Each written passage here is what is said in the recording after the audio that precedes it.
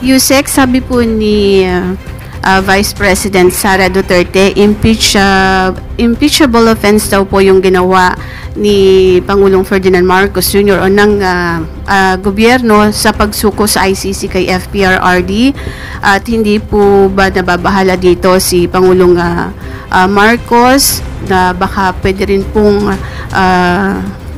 ibalik sa kanya at pwede siyang kasuhan po ng impeachment or pwede siyang ma-impeach sa ground po ng sinasabi niyang betrayal of public trust.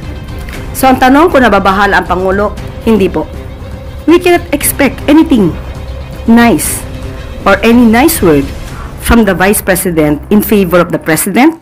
Ito na nga, Bongbong Marcos, hindi umano natatakot ma-impeach.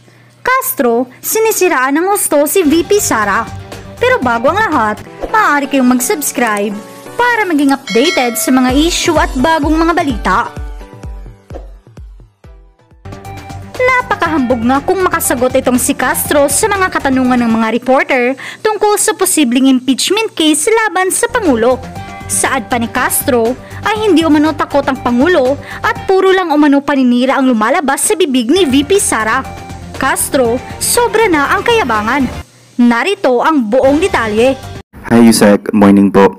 Ma'am, first po on VP Sara Duterte's comment regarding the Prime Water probe.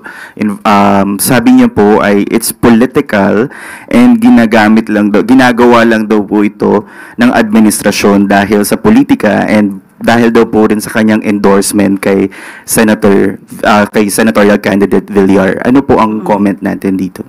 We cannot expect anything nice or any nice word from the Vice President in favor of the President and of the present administration.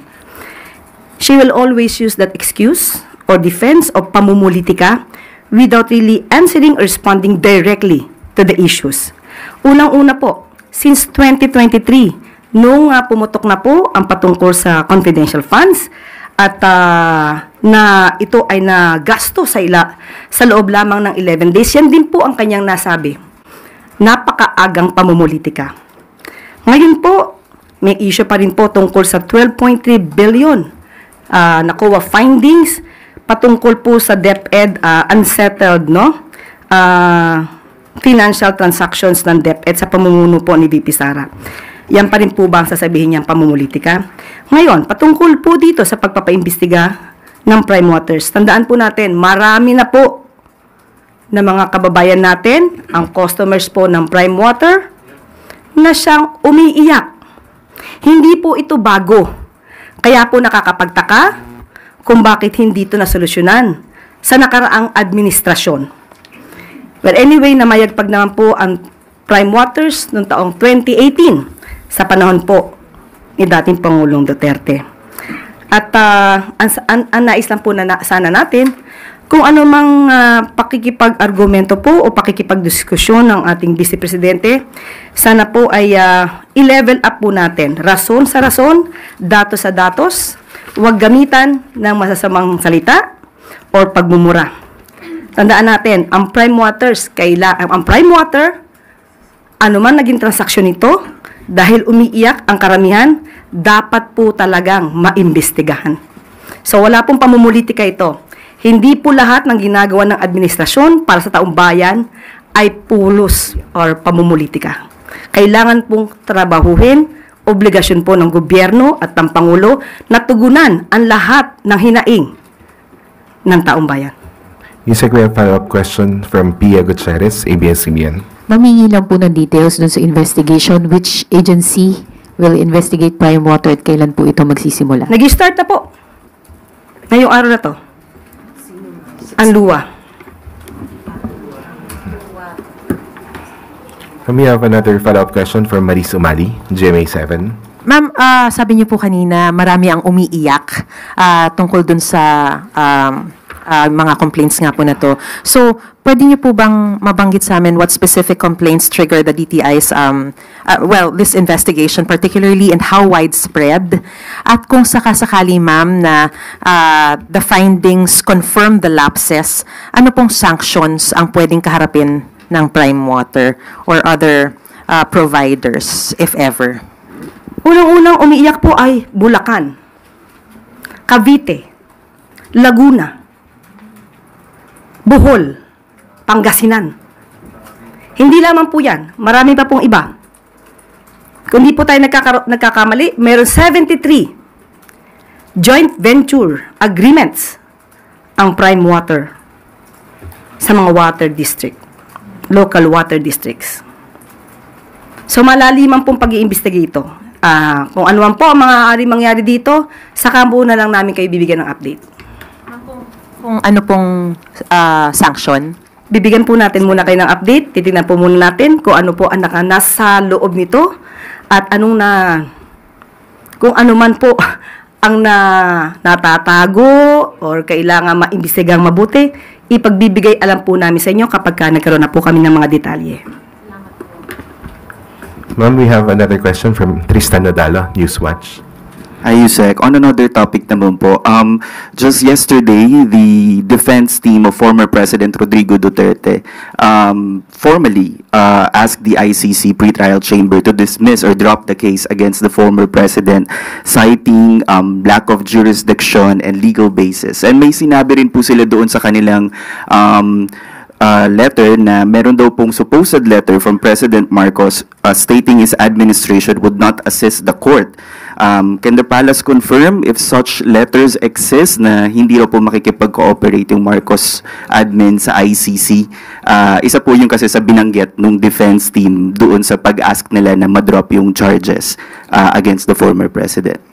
Kung ang depensa nila ay walang jurisdiction ng ICC, then that's part of due process. Let them be.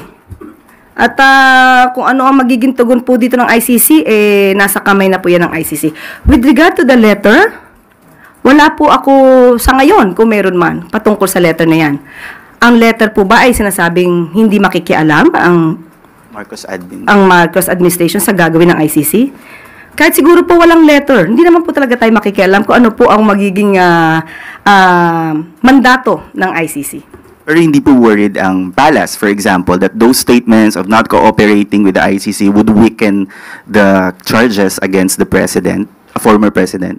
It has been said many times na hindi naman po tayo nakikipag-cooperate sa ICC. Dahil nga po, as of now, wala pa pong jurisdiction ang ICC sa bansaang Pilipinas. Thank you po. Next question, Eden Santos, Net25.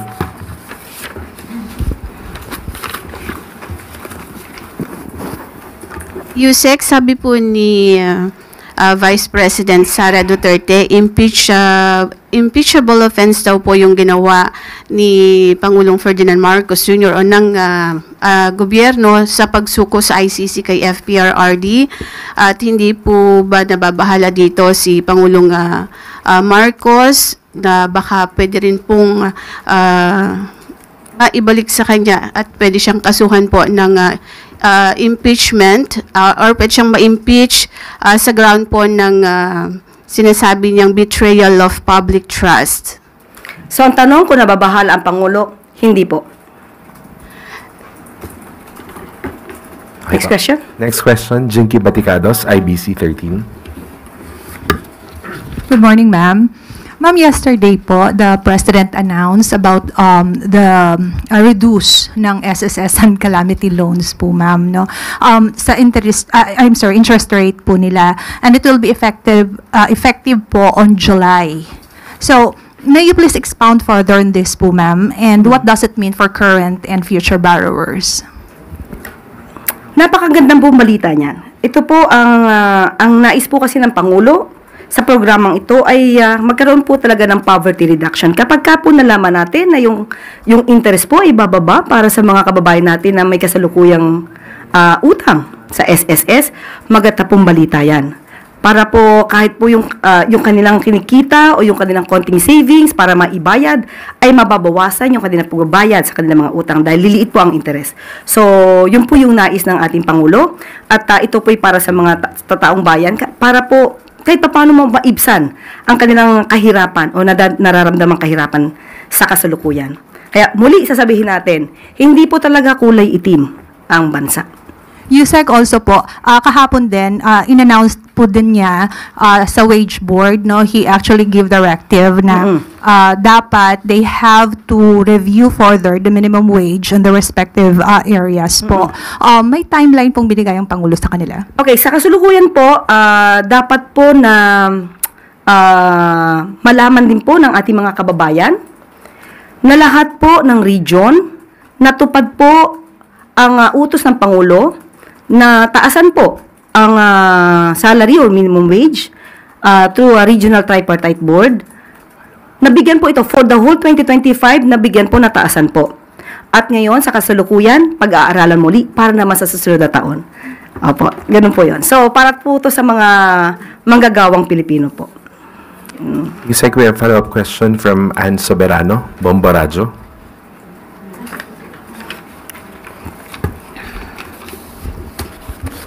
Yusek, good morning. Follow-up lang po. Ilang mga mamabatas po kasi nananawagan na kay Pangulong Marcos na sertipikahan na po daw urgent ang wage hike bill. Ano po ang reaksyon ng Malacanang sa panawagan na sertipikahan po na urgent ang wage hike bill? Opo, ganito po yan. Kailangan po natin lahat alamin. Ito po ay ayon din sa Pangulo. Lahat ng stakeholders dapat po makausap, malaman ano po yung maaaring magandang idulot, positibo, negatibo. So lahat po ng stakeholders kailangan kausapin kung kakayanin din po ba ng mga employers at kung ano yung nararapat sa mga manggagawa. So sa ngayon po ay dapat pag-usapan lahat-lahat po yan. Pero kung ano po yung makakaya ng Pangulo sa kanyang pag-uutos, katulad ng sinabi po natin, sa mamamagitan po ng DOLE, ibibigay po natin sa mamamayan. Hindi nga lang po siguro ganon kalaki katulad ng hinihingi ng iba mga kababayan natin. But at least po, gumagawa po ang Pangulo sa abot na makakaya na maibibigay para sa taong bayan at mga manggagawa. Lastly po, Yusek, ang labor group po ay nananawagan din na ng parang meeting with the President. Bukas po ba ang Malacanang na makipag-usap sa mga labor groups? Thank you. Ang Pangulo po ay laging bukas sa anuman pong diskusyon para po sa ikabubuti ng mga manggagawa. At hindi po yan sinasara yung pintuan. Kailangan lang di po siguro natin na masabi sa Pangulo kung papaano, kailan, para po magkaroon sila ng magandang pag-uusap. Next question, Pia Gutierrez, ABS-CBN. Hi, ma'am. Ma'am, kahapon naglabas na statement si President Marcos regarding the suspension of Governor Gwen Garcia sa Cebu. How should we interpret the President's position on the suspension of Governor Gwen, considering po na she is a close ally of the administration and also the leader of the very powerful One Cebu Party? Okay, maliwanag din po ang sinabi ng ating Pangulo. Dapat pong paigtingin ang rule of law. Patibayin ang due process. Wala dapat umaabuso sa anumang kapangyarihan, maging sino ka man. So, susunod po tayo kung anong sinasabi ng batas at kung ano po ang procedure na dapat gawin. Siguro maaari po itong i-avail ni Governor Gwen Garcia. At kung ito naman po ay naaayon sa batas, dapat punto pa rin. So, ano po ba yung pananaw ng Pangulo tungkol dito sa suspension niya? Does he believe that the suspension was politically motivated and that the Ombudsman did not follow the rule of law? Eco-safe materials. Even NASA would approve.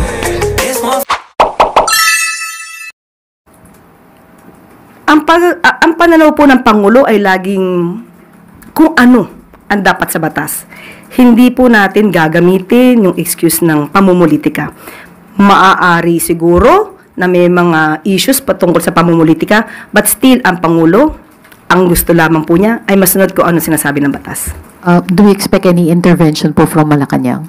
Hindi po gagawin ng Pangulo yan. Next question, Gilbert Perdes, DWIZ. Good morning po, Yusek. Nasa alert level 3 pa rin po yung Bulkang Kanlaon at habang papalapit po yung eleksyon, ano pong paghahandang ginagawa yung pamahalaan para matiyak po yung kaligtasan ng mga botante at ng mga election personnel ho natin, particular po doon sa mga apektadong komunidad? Opo, nagkaroon po ng MOA patungkol po dito sa pag-aalboruto sa ng Bulkang Kanlaon.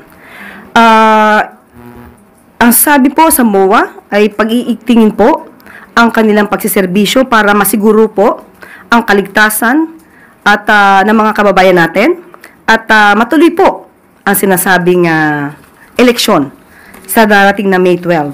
At ito po ang sinabi mismo ni Yusek Ariel Nepomuceno ng OCD, ng Office of the Civil Defense. And I quote, "The vote of every citizen is vital, even during calamities. We cannot allow voting to be hindered." End quote. So, yun nga din po, pinagtibay din po at nagpumirma po ang Pangulong Marcos Jr. ng Executive Order creating National Task Force for Canlaon. So, this order formalizes the entire effort to manage risk and respond effectively. Yan po ay nabanggit po ng Office of the Civil Defense. So, hindi po pababayaan yung mga kababayan po natin na naapektuhan ng pag-aalboruto ng Bulkang Canlaon at saka ng Bulusan para hindi po maituloy ang pagboto. Okay. Follow up lang po.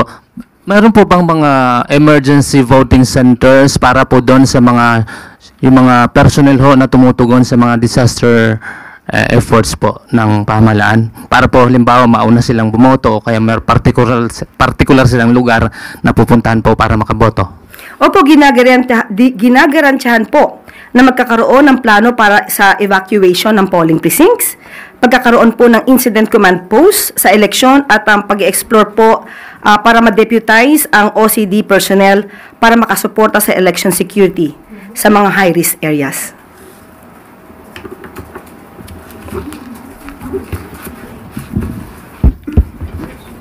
Follow-up question, Vance Fernandez. Ma'am, on Governor Gwen, regarding dun sa kanyang pagmamatigas na ayaw niyang bumaba sa pwesto, papayuhan kaya to ni Pangulong Ferdinand Marcos? Maliwanag nga po, sinabi ni Pangulong Marcos, dapat sundin ang batas. So kung ano po inaayon sa batas, yun din po ang dapat sundin, walang dapat umabuso.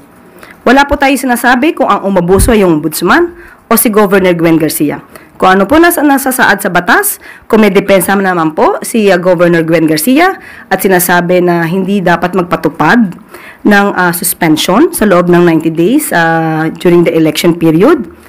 Kung yun po ang nasasabi ng batas, yun po yung sundin. Thank you, ma'am.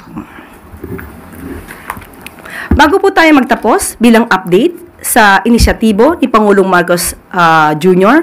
na magbigay ng libreng sakay sa LRT1, LRT2 at MRT3.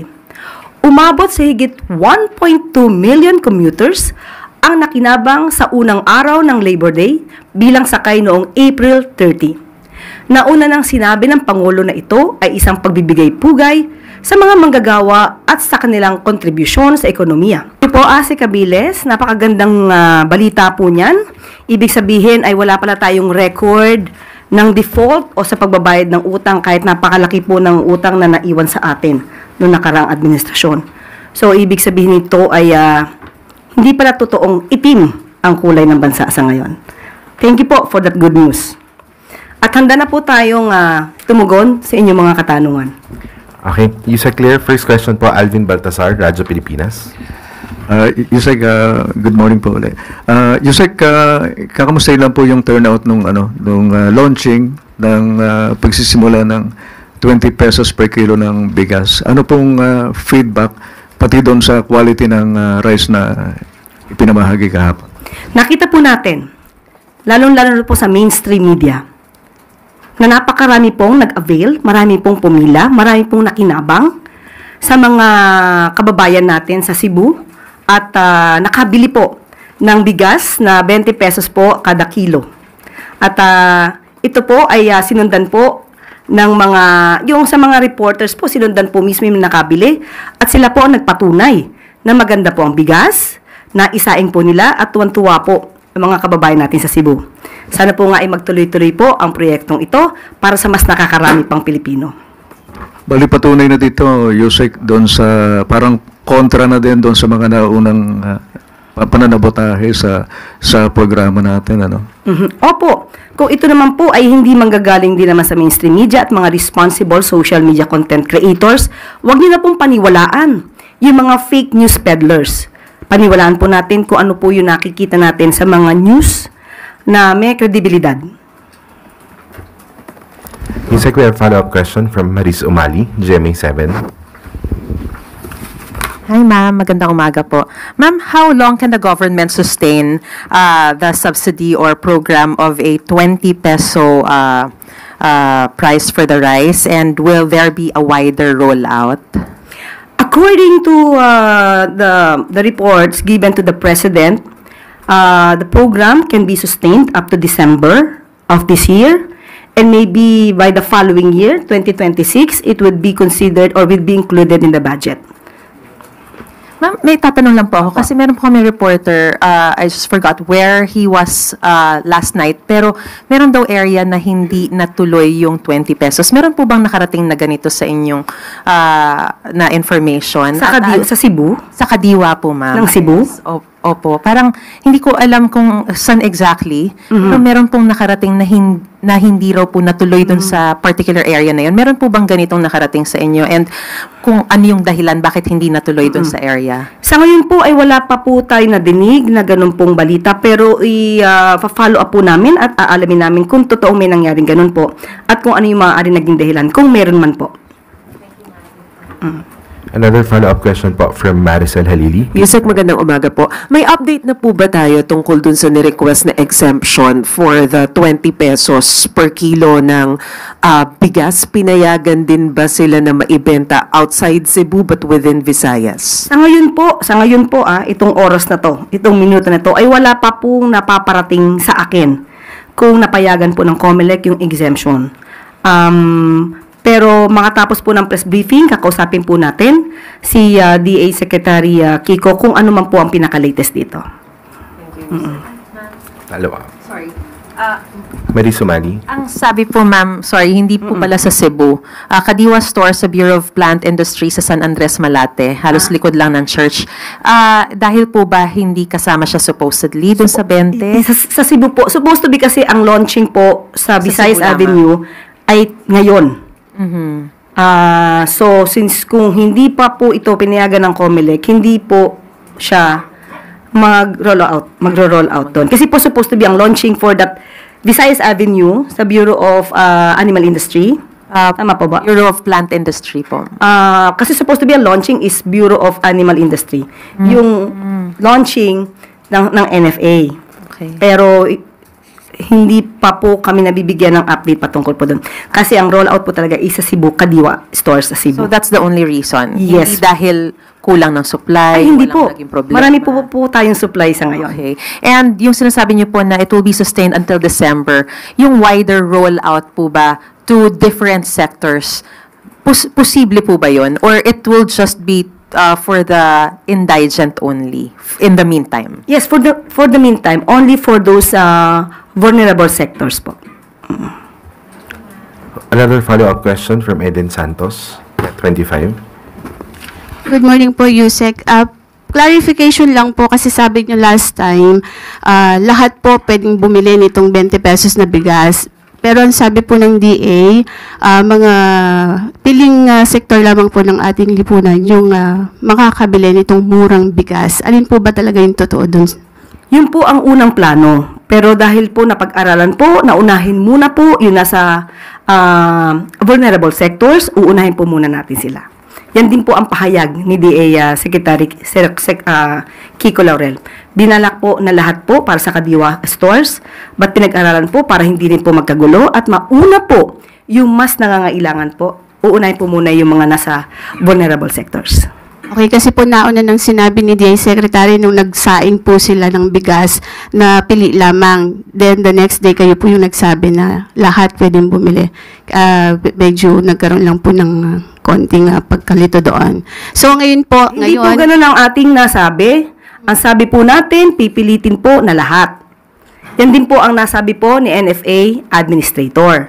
Nung ating pong niliwanag din kay Secretary Kiko, sinabi po niya na yun din po talaga ang binalak, pero uunahin po muna yung vulnerable sectors. Thank you po.